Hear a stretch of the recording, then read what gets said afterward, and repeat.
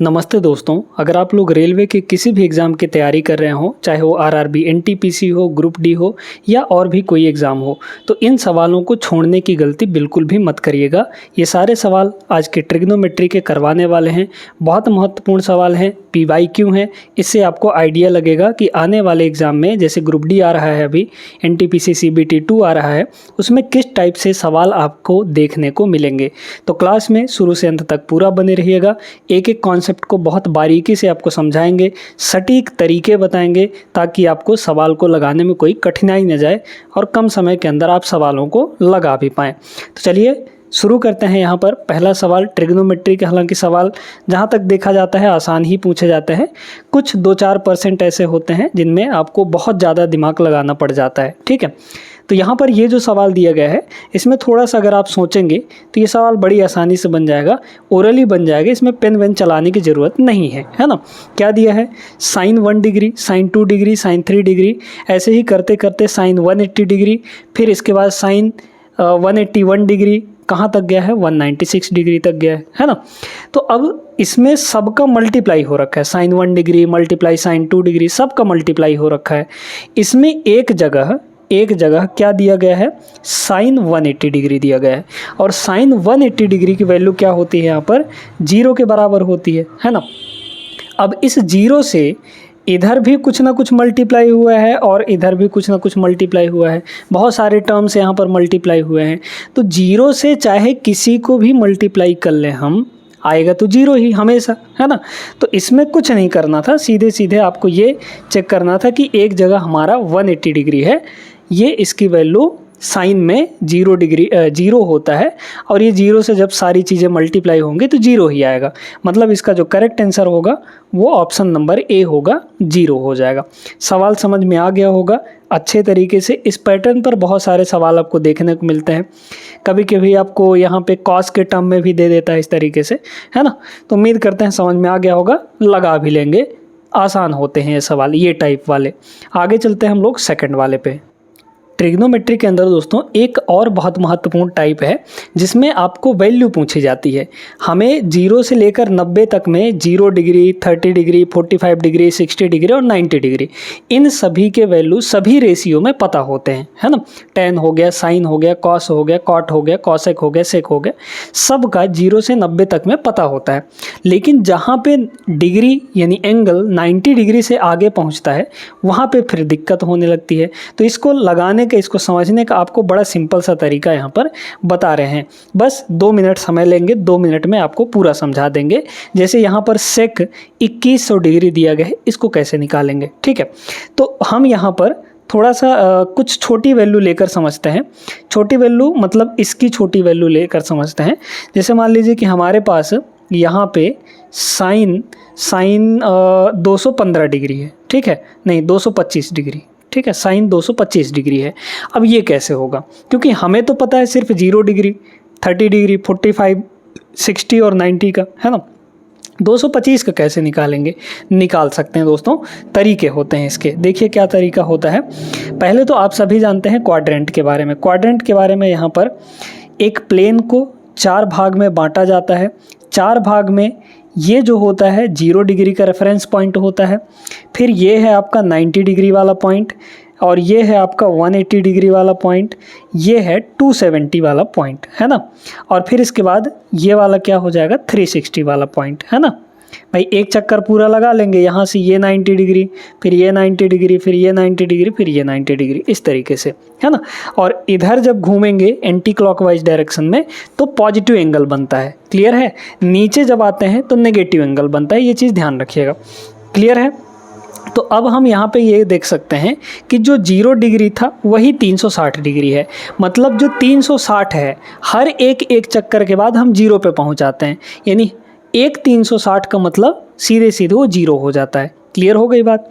अब 0 से अगर 90 के बीच में है तो ये कहलाता है आपका फर्स्ट क्वाड्रेंट, ये वाला पूरा हिस्सा इधर 0 से 90 डिग्री के बीच में कोई भी एंगल हो वो फर्स्ट क्वाड्रेंट में लाई करेगा। 90 डिग्री ये इस एक्सिस पे लाई करेगा।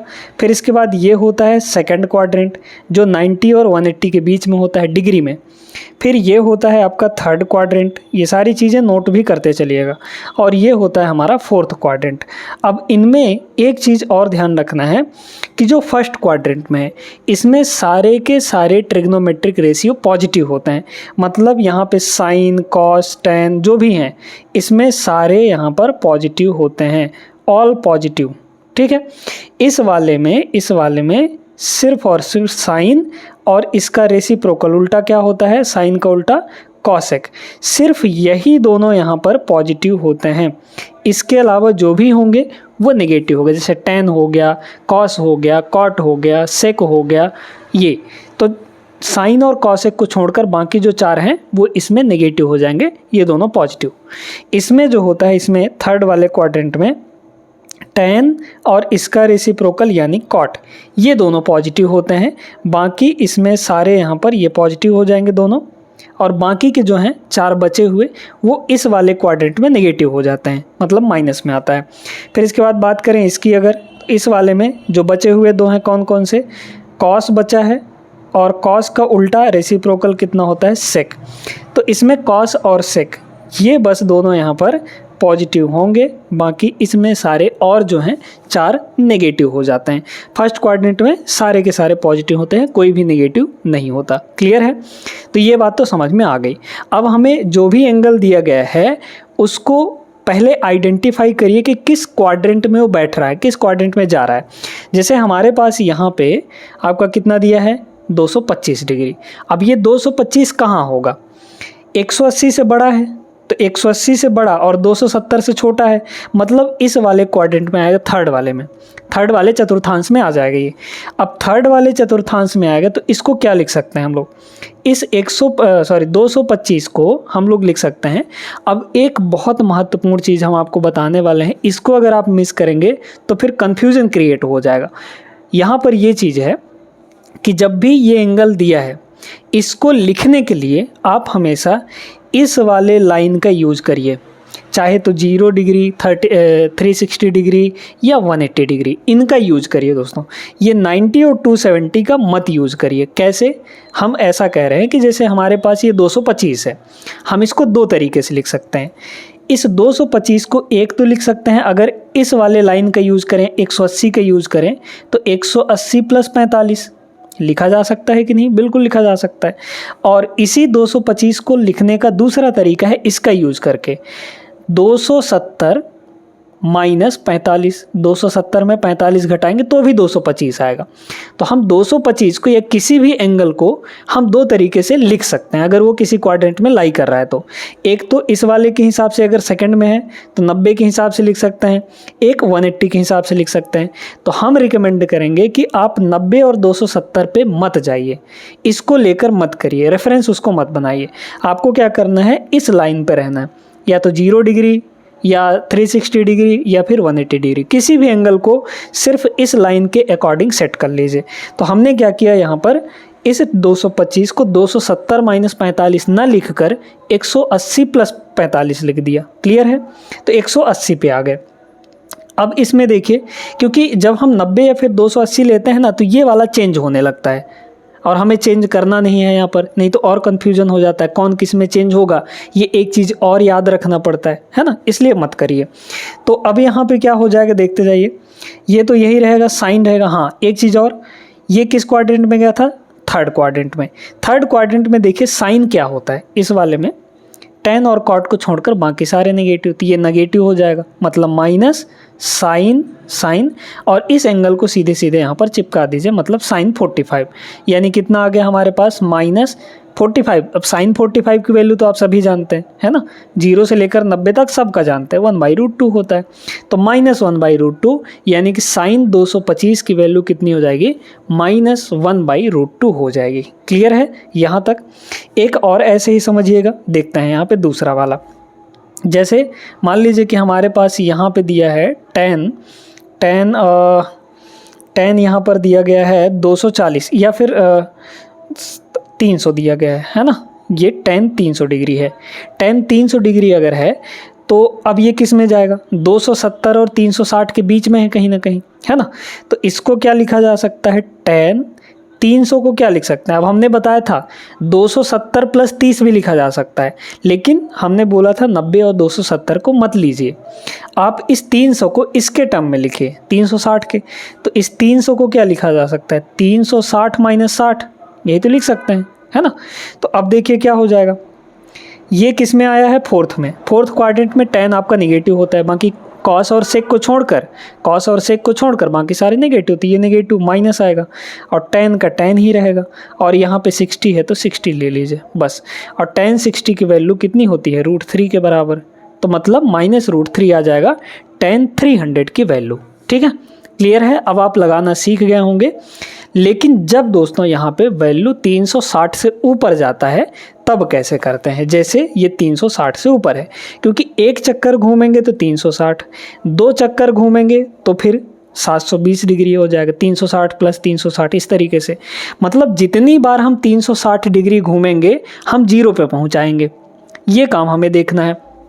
तो अब ये जो 2100 है, इसमें देखिए कि कितनी बार 360 पे पहुंच रहे हैं हम, मतलब कितना चक्कर यहाँ पर 0 डिग्री पे पहुंच रहे हैं, है ना। तो बस ये देखना है। तो 360 से कितनी बार चला जाएगा देख लीजिए। अब इसको अच्छे से करते हैं हम लोग। यहाँ पे 360 है हमारे पास, 360 हमें 2100 के करीब पहुँचना है ना। तो 360 और इसमें 6 त्रिक 18 है ना, मतलब 6 बार अगर ले जाएं, 6 बार मान लीजिए कि हम घूम लिए, एक चक्कर फिर एक चक्कर फिर एक चक्कर, ऐसे 6 बार। तो 6 बार अगर करेंगे तो कितना हो जाएगा, ये हो जाएगा 0, 6 छक्के 36 और 6 त्रिक 18, 18 और 3 यहाँ पर 2100 हो जाएगा कि नहीं। ठीक है, अच्छा तो ज़्यादा पहुँच गए तो मतलब क्या हुआ इसका, हमें पीछे ही रहना था, क्योंकि इससे ज़्यादा पहुँच गए हैं तो 5 बार ले लीजिए, है ना। यहाँ पर क्या करिए, 5 बार ले लीजिए भाई, ज़्यादा पहुँच गए हैं तो 5 बार ले लीजिए, 5 चक्कर मान लीजिए घूम ले, क्योंकि 5 चक्कर घूमेंगे तो भी यहीं पे आ जाएंगे। तो कितना होगा ये, यहाँ पर देखिए 0, 5 छक्के 30 और यहाँ पर 2100, नहीं 6 पंचे 30, हाँ ठीक है। तो ये तो सीधा आ गया। देखिए 36 पंचे 2100, नहीं भाई कुछ तो गड़बड़ है यहाँ पर, कुछ गड़बड़ है ना भाई। 6 पंचे 5 छक्के 30, फिर अच्छा ठीक, यहाँ पर कितना आ जाएगा, ये आ जाएगा आपका यहाँ पर, सॉरी 5 3 15, 15 3 18, 1800 आएगा ये। 36 पंचे 180, 1800 डिग्री, ठीक है 1800 डिग्री पे आ गए। अब ये देखिए 1800 से कितना ज़्यादा है उसी को ले लीजिए, क्योंकि 1800 का मतलब हुआ 0, 1800 का मतलब हुआ 0, क्योंकि 0 पे पहुंचाएंगे। 5 बार 360 डिग्री लगा लिए तो 0 पे आ गए। अब 1800 से कितना ज़्यादा है इसको देखिए, तो मतलब ये हो जाएगा सेक, और 1800 को इसमें 0 कर दीजिए, बाकी जो बचा है उसको लिख लीजिए। 300 ज़्यादा है इसमें तो 300 और आ जाएगा, मतलब हमें सेक 300 की वैल्यू सिर्फ चाहिए हमें। ठीक है, तो 300 किस क्वाड्रेंट में जाएगा, इस वाले में, है ना। और इसको लिखेंगे कैसे, ये हो जाएगा सेक, और इसको लिख सकते हैं 360 माइनस 60, 360 में से 60 घटा देंगे 300 डिग्री।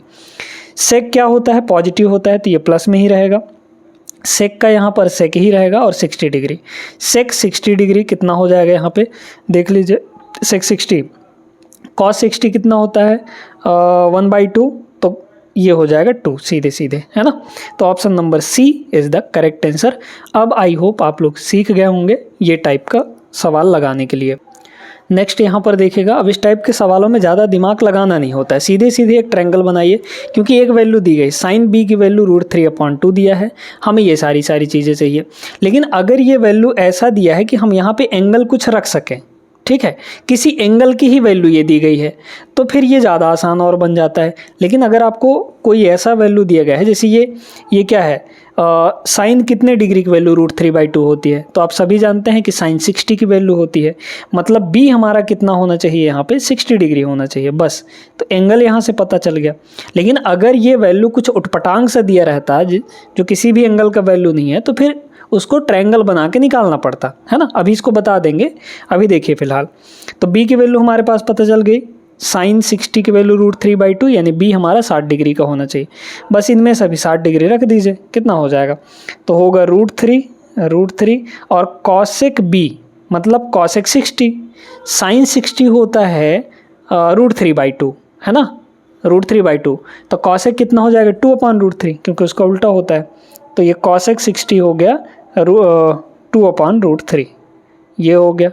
फिर प्लस यहाँ पे सेक बी दिया है, कॉस बी कितना होता है, कॉस बी 1/2, मतलब कॉस 60 1/2, तो ये हो जाएगा 2 सीधे सीधे, और माइनस यहाँ पर 4, ये देखिए कट जाएगा, तो 2 + 2 4, 4 - 4 0 आ गया, 0। ऑप्शन नंबर सी इसका करेक्ट आंसर है। दूसरा तरीका क्या हुआ, अगर मान लीजिए हमें यहाँ से एंगल की वैल्यू ना पता चलती तो क्या करते हैं हम यहाँ पर, तो यहाँ पर देखिएगा हम लोग फिर इसमें ट्रायंगल वाला सिस्टम लगाते हैं। ट्रायंगल वाला अगर लगाते हैं यहाँ पर तो क्या हो जाता है, यहाँ पर इस तरीके से एक ट्रायंगल बना लेते, राइट एंगल ट्रायंगल, क्योंकि ये सारी चीज़ें राइट एंगल ट्रायंगल पे ही बेस्ड होती हैं। हमें साइन बी की, मान लीजिए बी यहाँ पर है, साइन क्या होता है, परपेंडिकुलर बाई हाइपोटेनस। परपेंडिकुलर का मतलब √3, तो ये हो जाएगा √3 आपका परपेंडिकुलर। हाइपोटेनस ये है, ये कितना होगा 1 के बराबर, होगा कि नहीं। मैं देखिए पाइथागोरस लगाएंगे तो पाइथागोरस से 2 का स्क्वायर, इसका स्क्वायर, दोनों का डिफरेंस, और इसका स्क्वायर रूट आ जाएगा। भाई 2 का स्क्वायर कितना होता है 4, माइनस इसका स्क्वायर 3, और इसका स्क्वायर रूट ले लेंगे तो 1 के बराबर ही आएगा, 1 यहाँ रख दिए। अब हमें तीनों साइड मिल गए हैं तो हम किसी की भी वैल्यू निकाल सकते हैं, है ना। देखिए √3 इंटू कॉसेक बी चाहिए, मतलब हमें कॉसेक थीटा की वैल्यू चाहिए। कॉसेक क्या होता है, साइन होता है लंब बटे कर्ण, तो कॉसेक क्या हो जाएगा, उसका उल्टा हो जाएगा, 2/√3 हो जाएगा, तो ये हो गया 2/√3, है ना। फिर प्लस सेक बी यहाँ से कितना हो जाएगा, कॉस होता है बेस अपान हाइपोटेनस, मानिए 1/2, तो ये होगा 2/1, मतलब 2 हो जाएगा, -4, वही चीज़ आ गया यहाँ पर भी 0 के बराबर। तो ये भी तरीका है, अगर ये वैल्यू कोई उटपटांग से दिया गया है, मतलब जिसका कोई एंगल नहीं मिल रहा है, तो ये तरीका ज़रूर लगा लीजिएगा। आगे चलिए नेक्स्ट पे। नेक्स्ट क्वेश्चन देखिए दोस्तों, यहाँ पर अब ये cot 15 डिग्री tan 15 डिग्री, अगर इनकी वैल्यू याद है 15 डिग्री की तब तो बहुत अच्छी बात है, नहीं याद है तो इसका एक फार्मूला भी होता है ना। फिलहाल यहाँ पर देखिए कि cot 15 की वैल्यू जो होती है, cot 15 की वैल्यू ये होता है 2 + √3, और tan 15 की वैल्यू होता है 2 - √3। ये चीज़ ध्यान रखिएगा, ठीक है, ये वैल्यू याद रखिएगा। cot 15 की वैल्यू 2 + √3 और tan 15 की वैल्यू 2 - √3 होता है। हमें इन दोनों का माइनस निकालना है, तो निकाल लीजिए, माइनस कर दीजिए, तो ये +2 - 2 तो ख़त्म हो जाएगा, 2 और ये माइनस अंदर चला जाएगा, प्लस हो जाएगा, तो √3 + √3 मतलब 2√3 आ जाएगा। तो इसका जो आंसर होगा वो कितना आएगा, 2√3, ऑप्शन नंबर सी हो जाएगा। अब वैल्यू अगर नहीं याद है तो क्या होगा, तो फार्मूला याद रखिएगा। फार्मूला ये होता है कि अगर आपके पास ऐसे दिया है cot A माइनस यहाँ पर दिया है tan A, ठीक है, cot A minus tan A दिया है, तो इसका जो आंसर होता है, मतलब फार्मूला होता है, वो होता है 2 cot 2A, मतलब एंगल डबल हो जाता है, बस ये चीज़ है ना, ठीक है, तो याद रहेगा। अब इससे भी इसको लगाया जा सकता है, कैसे देखिए, तो बस यहाँ A की वैल्यू कितनी है 15 डिग्री, तो इसमें रखेंगे कितना हो जाएगा 2 cot 2A, मतलब 15 × 2 30 हो जाएगा, और cot 30 की वैल्यू √3 होता है, तो ये आ जाएगा 2 और इसकी वैल्यू √3, मतलब 2√3। तो यहाँ से भी वही वैल्यू, यहाँ से भी वही वैल्यू आ गया, है ना। तो ये चीज़ें हैं, इसको ध्यान रखिएगा। आगे चलते हैं नेक्स्ट पे। अब ये सवाल एकदम नया सवाल है, ग्रेजुएट लेवल 2025 का, इसी साल का सवाल है, जून में पूछा गया था। ये कह रहा है कि cot की वैल्यू 7/8 है, ठीक है, और फिर यहाँ पर 1 + sin थीटा 1 - sin थीटा, और इस पूरे के डिवाइड में, ये डिवाइड का साइन है, 7 ब्रैकेट 1 + cos थीटा और 1 - cos थीटा दिया गया है ना। लेकिन अगर आप इसको थोड़ा सा सॉल्व कर पाएँ, डायरेक्टली वैल्यू मत रखें, डायरेक्टली वैल्यू रखना चाहें तो भी रख सकते हैं। वही जैसे यहाँ पे cot दिया है, तो ये होता है बेस अपान परपेंडिकुलर, फिर उससे आप हाइपोटेनस निकाल लेंगे पाइथागोरस लगाकर, है ना, और उसमें सब साइन थीटा और कॉस थीटा इन सब की वैल्यू रखेंगे। हालांकि आ जाएगा, लेकिन कैलकुलेशन ज़्यादा करना पड़ेगा। इसलिए अगर आप चीज़ें जानते हैं, आइडेंटिटी वगैरह जानते हैं, तो इसमें थोड़ा सा इसको सिंप्लीफाई कर लीजिए। जैसे अगर हम ये कहें कि हमारे पास ये दी है 8, फिर मल्टीप्लाई, इसको गौर कीजिए, 1 + sin theta 1 minus sine theta, A plus B A minus B वाला फॉर्मेट है, तो A square minus B square. अगर A square minus B square करेंगे तो ए का मतलब 1, 1 का स्क्वायर 1 माइनस बी का स्क्वायर यानी साइन का स्क्वायर, तो ये हो जाएगा साइन स्क्वायर थीटा। ठीक है, ये चीज़ें हो गई। अच्छा, पूरे के डिवाइड में क्या गिवन है हमें, ये 7 है। फिर यहाँ भी वही format, A plus B A minus B, तो ये भी क्या हो जाएगा 1 माइनस मतलब ए स्क्वायर माइनस बी स्क्वायर यानी कॉस स्क्वायर थीटा।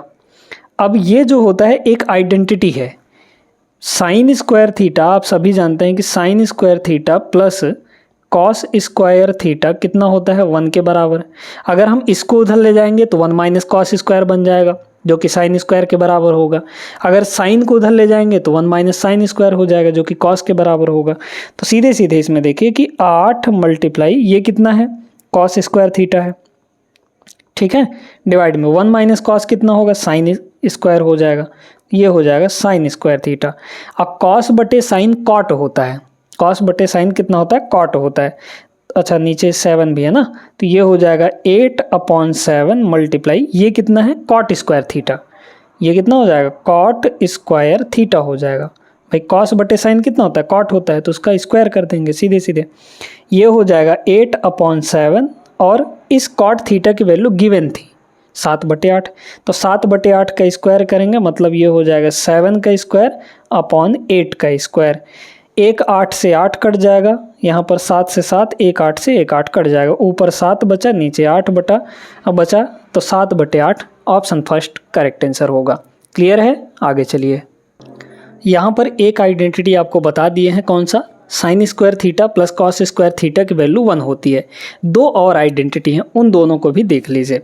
दूसरी आइडेंटिटी क्या है दोस्तों, यहाँ पर 1 plus tan square theta, 1 plus tan square theta ये होता है सेक स्क्वायर थीटा के बराबर। क्लियर। सेकंड आइडेंटिटी क्या है, 1 प्लस tan के जगह पर अब क्या रहेगा, कॉट रहेगा, मतलब 1 plus cot square theta is equal to ये होता है कॉसेक स्क्वायर थीटा। ठीक है, ये दोनों आइडेंटिटी भी याद रखिएगा, एक और बताए थे वो शुरू में। ठीक है, तो 3 टोटल यहाँ पे आइडेंटिटी हैं, इन तीनों को ध्यान रखेंगे तो सवाल आसानी से बनेंगे। अब देखिए, अगर हम ये कहें कि यहाँ पर ये क्या बन रहा है, यहाँ पर ये 1 माइनस सेक स्क्वायर और 1 plus sec square, 1 minus sec square 1 plus sec square कितना होगा यहाँ पे बताइए तो, a plus B A minus B, मतलब a स्क्वायर यानी 1 का स्क्वायर 1 माइनस बी स्क्वायर यानी सेक स्क्वायर, तो यहाँ पे 1 माइनस सेक स्क्वायर थीटा हो जाएगा, मतलब सेक स्क्वायर ए होगा, थीटा कहिए ए कहिए एक ही मतलब है ना।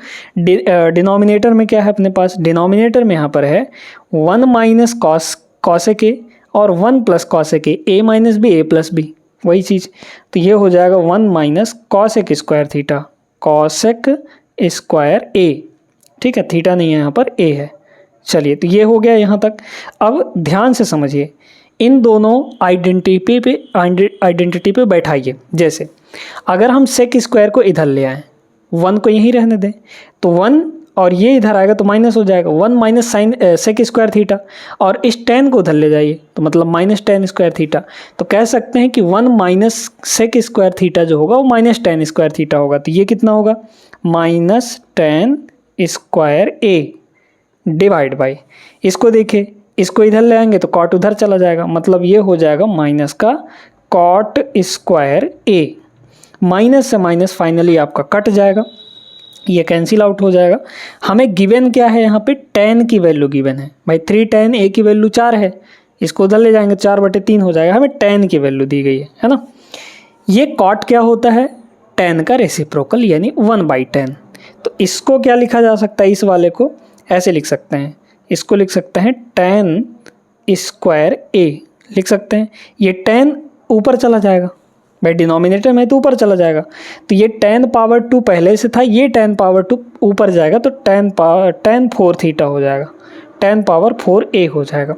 और tan की वैल्यू कितनी दी गई थी, 4/3, तो 4/3 का पावर 4 हो जाएगा यहाँ पर, 4 का पावर 4, 4 का 4th कितना होता है, 4 चौके 16, 16 चौके 64, 64 256 हो जाएगा। ठीक है, तो ये हो गया 256 डिवाइड बाई यहाँ पे 3 का पावर 4 81 हो जाएगा। तो 256 81 option number B correct answer होगा यहाँ पर।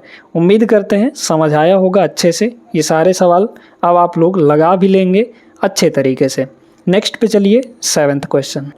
अब यहाँ पर दोस्तों एक अलग टाइप देखिएगा। अब इस टाइप में है क्या ना, आपको कुछ दिया नहीं है, आपको सीधी सीधी इसकी वैल्यू सॉल्व करके बतानी है ना। और जो भी वैल्यू दी गई है वो न्यूमेरिकल वैल्यू दिया गया है। तो जब न्यूमेरिकल वैल्यू दिया गया है तो हम यहाँ पे ये जो एंगल ए है इसकी कुछ भी वैल्यू ले लें, वैल्यू तो आना वही है ना। चाहे सॉल्व करके निकालें, चाहे डायरेक्ट कोई ना कोई वैल्यू ले लें यहाँ पर। तो कोई एक ऐसा वैल्यू रखिए जो आपके लिए आसान पड़े। और ये भी ध्यान रखना है कि कहीं पे इन्फिनिटी नहीं होना चाहिए, अनडिफाइंड किसी की वैल्यू नहीं आनी चाहिए। ऐसा हमें ए सिलेक्ट करना है, ए मतलब एंगल ऐसा सिलेक्ट करिए कि किसी की भी वैल्यू अनडिफाइंड ना हो।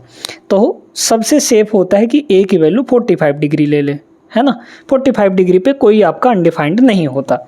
चलिए ठीक है, तो यहाँ देखिए ये हो जाएगा 7 और 45 रखिए, सेक 45 cos 45 1/√2 और सेक 45 कितना हो जाएगा, √2 हो जाएगा, उसका उल्टा। ठीक है, तो ये हो गया √2, फिर ब्रैकेट 1 प्लस साइन ए, तो 1 प्लस साइन 45 कितना होता है 1/√2, ये हो गया।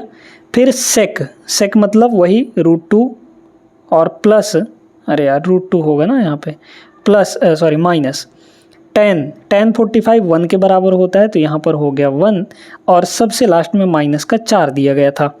देखिए ये कितना हो जाएगा 7, यहाँ पे है √2 है ना, और इसको सॉल्व करिए, √2 + 1 ऊपर होगा, √2 + 1 ऊपर होगा और नीचे हो जाएगा √2। ठीक है, और फिर यहाँ पे ये हो जाएगा √2 - 1 है ना, यहाँ पे ये आपका होगा √2 - 1। अब देखिए माइनस का 4 तो यहाँ है ही, ये तो इससे कट जाएगा, a + b a - b यानी कि √2 का स्क्वायर - 1 का स्क्वायर, यही हो जाएगा। √2 का स्क्वायर 2 होता है, 1 का स्क्वायर 1 होता है, तो 2 - 1 1 हो जाएगा। यहाँ हुआ 7 × 1 - 4 यानी कि 3 आ जाएगा। Option number B correct answer होगा। तो ये अप्रोच है इस टाइप के सवालों को लगाने का। बाकी अगर ए की वैल्यू आप 30 डिग्री लेते तो भी यही आता है ना, 60 डिग्री लेते तो भी यही चीज़ आता। वैल्यू इसकी बदलने वाली नहीं है, ए की वैल्यू कुछ भी ले लें, क्योंकि जो भी आपके ऑप्शन है, जो भी आंसर है वो इंडिपेंडेंट ऑफ ए दिया गया है, मतलब ए की वैल्यू पे डिपेंडेंट नहीं है, हम कुछ भी ले सकते हैं, है ना। आगे चलिए, एक ये टाइप है जो कि महत्वपूर्ण है। अब इसमें होता क्या है ना, पहले इसको समझिए। देखिए हमारे पास अगर यहाँ पे a sin थीटा ठीक है प्लस b cos थीटा दिया है, इसकी वैल्यू कुछ भी दी गई है, साथ में यहाँ पर मान लीजिए कि c दिया गया है। ठीक है, फिर इसके बाद यहाँ पर चेंज कर रहा है कि भाई ये जो है ये a तो यहीं रहेगा, ये कॉस अब की बार यहाँ आ जाएगा, मतलब a cos थीटा और यहाँ माइनस दे दे और यहाँ हो जाएगा b sin theta, a cos theta - b sin theta, इसकी वैल्यू कुछ दी गई है। इस तरीके से अगर आपके पास फॉर्मेट है तो सीधे सीधे इनका कोफिशिएंट का स्क्वायर मतलब a का स्क्वायर प्लस यहाँ पर b का स्क्वायर, ये जो होगा अगर साइन और कॉस में दिया है तो ये बराबर होता है इधर इन दोनों के स्क्वायर का सम, यानी c square plus d square. इसको प्रूव भी किया जा सकता है स्क्वायर वगैरह करके, है ना। चलिए देखते हैं अब यहाँ पे, तो हमें ये वैल्यू दी गई है, मतलब ये वाला हमें दिया गया है, ये c है। ठीक है, इसकी वैल्यू हमें नहीं पता है, ये d के बराबर है। क्लियर, तो अब सीधे सीधे इसमें रख दीजिए, a कितना है 5 है, b आपका 12 है, तो यहाँ 5 का स्क्वायर ये हो जाएगा प्लस यहाँ 12 का स्क्वायर है ना, बराबर c कितना है, c ये वाला था, ये वाला ये 13 है, तो ये हो गया 13 का स्क्वायर और प्लस यहाँ पर d का स्क्वायर, मतलब इसकी वैल्यू d है ना, तो हमें यही चीज़ निकालना है ना। तो बस निकल जाएगा, ये कितना होगा, ये देखिए 5 का स्क्वायर 25, 12 का स्क्वायर 144। ठीक है, तो 125 और 144 169, 169 और 13 का स्क्वायर भी 169 होता है, इधर आके घट जाएगा, तो मतलब 169 - 169 0 आ गया, डी की वैल्यू हमारे पास 0, ऑप्शन नंबर सी आएगा। तो ये वाला पैटर्न बिल्कुल मत भूलिएगा, पूछा जाता है इसको। ठीक है, आगे चलते हैं नेक्स्ट पे, इसको देखिएगा। अब इसमें कुछ आपको सॉल्व नहीं करना है, सीधे सीधे मतलब वही वैल्यू निकालना है, इनको सिंप्लीफाई मत करिए, डायरेक्टली वैल्यू निकाल कर रखिए तो ज़्यादा आसान पड़ेगा। ठीक है, tan की वैल्यू तो आपको दी ही गई है 3 उधर चला जाएगा तो tan थीटा की वैल्यू कितनी हो जाएगी यहाँ पे, tan थीटा की वैल्यू 2/√3 होगा, सॉरी 2/3 हो जाएगा।